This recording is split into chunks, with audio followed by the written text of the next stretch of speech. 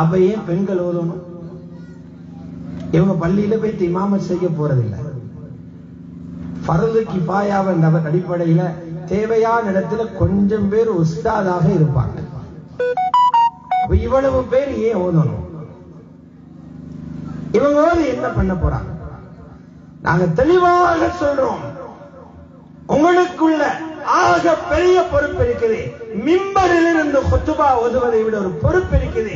நீங்க எந்த வீட்டுக்குள்ளே ஒரு கணவனோடு வாழ போறீங்களோ அல்லது இப்போதைக்கு தாய் தந்தையரோட வாழ போறீங்களோ அந்த வீட்டு சூழலை ஈமானுடைய சூழலாக மாற்ற இந்த 5 வருஷம் படிச்ச இல்ம பாவீங்க. அதுக்குள்ளிருந்து வெளியாகிற 5-6 பேரும் ஈமான்தாரிகளாக வந்தா அதே போதும். இதுதான் உங்களுக்குள்ள பணி. உங்களோட வீட்டு சூழலை துனியாவுடைய பாவமான சூழலில் இருந்து பிரட்டி ஈமானுடைய சூழலாக மாற்றுங்க.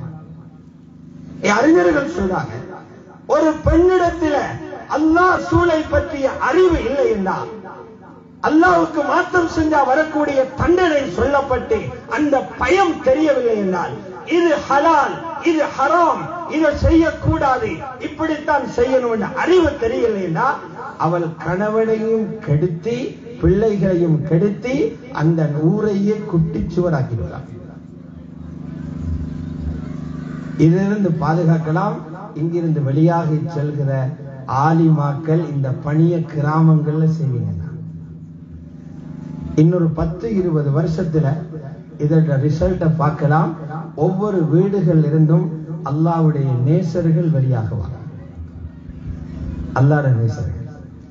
இதைத்தான் உம்மஹாத்துல் மோமினீன்கள், ரசூலுல்லாஹ்வுடைய மனைவிமார்கள், அவர்களுடைய மகள்மார்கள் வீடுகளில் இந்த பணிதான் செய்யப்பட்டது. அதுக்குத்தான் இவர்கள் பழக்கப்பட்டிருக்கிறார்கள். ஆகவே அல்லாஹ் ஜல்ல ஜலாலுஹு இந்த உயர்ந்த பணியை செய்வதற்காக ஆரம்பிக்கப்பட்டிருக்கும் இந்த மதரசாவின் சேவைகளை கபூல் செய்வானாக.